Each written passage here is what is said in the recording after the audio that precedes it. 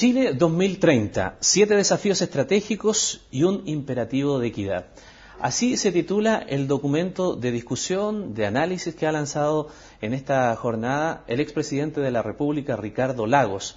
Una mirada hacia un Chile en 20 años más. ¿Cuáles son los temas importantes para salir tal vez de la contingencia local, de los momentos, de la cosa tal vez más pequeña que rodea muchas veces a la discusión pública?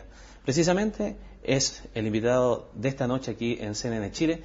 Le agradecemos por recibirnos aquí en su fundación, señor Lagos. Gracias a ustedes por venir. ¿Por qué este documento? Es una inquietud muy profunda. A ratos, como usted muy bien lo dice, lo que pasa cada día nos impide ver el largo plazo. Un país que ha tenido lo que ha tenido en los últimos 20 años, que ha tenido un buen crecimiento, etcétera, que todos dicen que seguir como estamos de aquí a 10 años estaremos en un país con un ingreso que nos acerca a los países más desarrollados.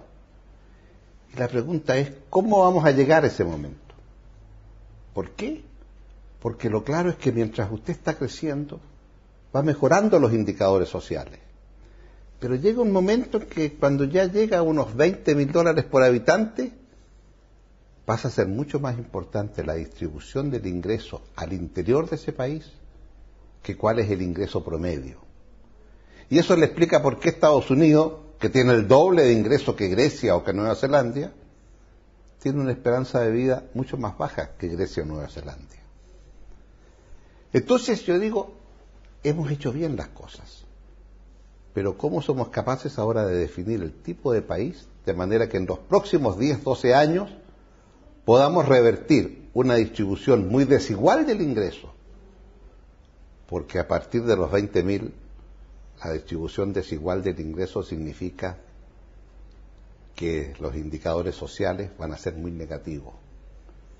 Y por ello entonces en el documento me permito poner un pequeño cuadrito de los 30 países desarrollados del mundo, y en donde mientras peor es la distribución, mayores son los problemas sociales. Y yo quisiera entonces que Chile tuviera una mejor distribución para que nuestros temas sociales estén mejor resueltos. Ahora, muchas de las teorías económicas que de pronto deambulan indican que el tema está resuelto con simple crecimiento. Vale decir, es cierto, la desigualdad existe, pero si el crecimiento es mayor, al final todos son beneficiados. Desgraciadamente no es así en los países hoy desarrollados. Los países con peor crecimiento, con peor distribución de ingresos, menor esperanza de vida, mientras peor la distribución del ingreso, mayor número de homicidios por 1.000 habitantes, mayor número de presos por 1.000 habitantes, ahora que está de moda el tema de cuántos presos hay en las cárceles, mayor número de enfermos mentales, mayor número de drogadictos. Incluso algunos han definido el índice de la felicidad, y en el índice de la felicidad, bueno, son más infelices los países con distribución peor. Todo esto tiene una explicación lógica. Llega un instante en que lo importante no es seguir teniendo más, es cómo lo distribuye al interior de las sociedades. Entonces, países que tienen la sociedad más igualitaria, Japón, por ejemplo, este país que está pasando por lo que todos vemos hoy día con tanto drama humano, bueno, es el país con distribución más igualitaria. En Japón, el 20% más rico tiene un ingreso promedio 4 veces el 20% más pobre. En Estados Unidos, el 20% más rico es 8 veces más que el 20%. Chile no le digo. Chile es 14 veces. Y cuando el Estado hace lo que tiene que hacer y hace gasto público bien focalizado, a través de políticas sociales, a través de distintos medios, esas 14 veces se reducen a 7.8. Pero todavía es una tremenda desigualdad. Por eso, hicimos mucho en 20 años. Acortamos esa brecha, pero ahora para seguirla acortando se requiere, yo creo, un gran entendimiento entre los chilenos, darnos cuenta en qué punto estamos.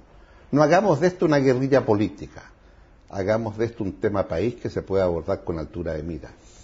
Y junto a esto, otro conjunto de temas. A ver, si le entiendo bien, entonces, siguiendo esa lógica y siguiendo lo que hicieron los gobiernos de la concertación, tratando de atenuar esa desigualdad con una focalización en los subsidios, uno podría decir, bueno, sigamos haciendo eso y coloquemos incluso más subsidios, que se nos ocurran más para tratar de que esta brecha sea más corta. O llegó el tiempo de repensarlo, como usted señala, y entonces lo que está proponiendo es una gran reforma tributaria, pero de verdad. Sí, porque creo que lo que hemos hecho con focalización de gastos, cuando usted recibe ingresos, depende cómo lo gasta. Cuando usted hace un programa como Auge, o cuando usted hace un programa como Chile Solidario, bueno, eso se gastaba en un 40% en el 20% más pobre, en un 20 y tanto, ¿me entiende? De preferencia. Prácticamente no gastaba nada en el ingreso más rico, en el 20% más rico de Chile. Eso es un gasto bien focalizado, Chile lo hace, lo hemos hecho bien. Ahora tenemos que hacer la otra parte de la ecuación, que cuando recaudamos tributos, lo recaudamos de tal manera que mejoremos la distribución de ingresos. Chile, al igual que el resto de países de América Latina, tiene la gran injusticia. Nuestra distribución de ingresos, antes de pagar impuestos y después de pagar impuestos, permanece exactamente igual. Y eso es lo que hay que remediar, porque nos creemos importantes, estamos en la OECD, el Club de los Países Ricos. Bueno, allí ningún país de los grandes del mundo, antes y después de impuestos, la reducción en la distribución de ingresos, en la desigualdad, es muy grande. En Chile no. ¿17% de impuestos no es una carga adecuada en Chile? 17% es lo que pagan las empresas. Pero como digo allí, es el único país donde ese impuesto sobre qué, sobre las utilidades. ¿Qué utilidades? ¿Las utilidades que obtiene? ¿Las utilidades devengadas? ¿O las utilidades que reparte? Y en Chile es el único país en que es sobre las utilidades que usted reparte. Si usted no reparte utilidades, no paga impuestos. Claro, se supone que algún día va a repartir esas utilidades. Pero déjeme decirle que con la cantidad de utilidades acumuladas, no repartidas, que no han pagado impuestos en Chile nunca, tenemos, creo yo, más de un Producto Nacional Bruto. Es una cantidad tan inmensa que creo que las personas más adineradas de este país, por mucho que vivan y gasten, nunca podrán gastar lo que tienen acumulado y por lo tanto nunca pagarán impuestos sobre lo que han ganado en sus empresas. Señor Lago, en el documento cuando usted habla de esto hace una referencia y un ejemplo de las empresas que tributan en nuestro país y que son los mismos consorcios que tienen negocios en el extranjero y que tributan de otra forma. Eso es una forma de hacer una crítica a la actitud empresarial de nuestro país, que cada vez que se habla de este tema se encienden las alarmas. Bueno, es que yo creo que eso ocurre como decía Galbraith una vez, el economista canadiense americano con mucha gracia, cada vez que se usa la palabra impuesto, el pobre sonríe porque a lo mejor piensa que algo le puede caer y el rico se asusta porque a lo mejor algo le pueden quitar. Lo que ocurre, ¿verdad?, es que efectivamente, digo yo, bueno, vemos con mucho éxito que las empresas chilenas van al extranjero, les va muy bien, y yo pregunto, ¿y qué impuestos hay allá? 30% sobre utilidades, no 17% como en Chile. Sí, pero además sobre las utilidades que se reparten, no, sobre todas las utilidades. Entonces, uno tiene que hacerse la pregunta, van a Argentina, van a Perú, van a Colombia, van a tantos países, y el sistema tributario es mucho más fuerte que el chileno. Por lo tanto, yo creo que hay un espacio, pero por eso hablo también de un pacto, porque esto, lo ideal es que podamos concordar una forma. Yo entiendo la legislación chilena cuando se dictó el año 84 por el ministro Vigi. Chile está en medio de la crisis del año 82-83. ¿Cómo hago para inducir, para salir de la crisis, que se invierta más? Muy fácil. Si usted no retira las utilidades y las invierte, no le cobra impuestos. Para el Chile del 84 es lógico. Para el Chile del 2011, no. Y por lo tanto, durante 20 años como Concertación, prácticamente los esfuerzos que hicimos en materia tributaria no tenían que ver con la estructura. Muchas veces en mi gobierno aumentamos impuestos, pero dijimos, no importa la forma en que los recaudamos, porque los vamos a focalizar bien. Esa etapa ya la cumplimos. Creo que nos toca la otra.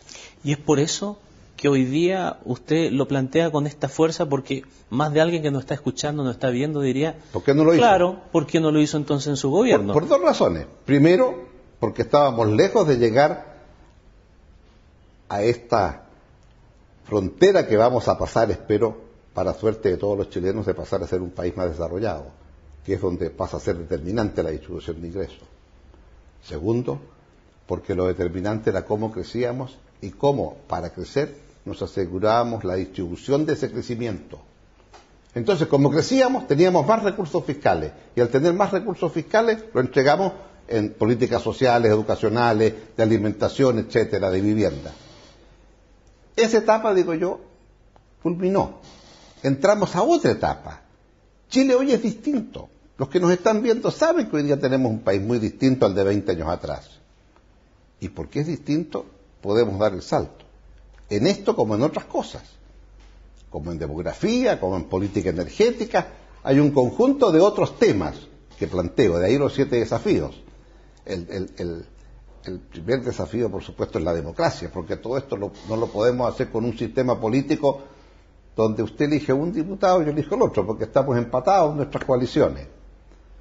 Entonces, el sistema político pasa a ser muy importante, la necesidad de adaptarnos a las nuevas realidades, el sistema energético, después de lo que ha pasado en Japón, digamos que la energía nuclear por un largo tiempo, si no para siempre, va a estar archivada. ¿Qué le parece si abordamos más en profundidad ese tema, pero lo hacemos después de la pausa? Porque sin duda que el tema energético presente en este documento y en la actualidad hoy es tremendamente importante.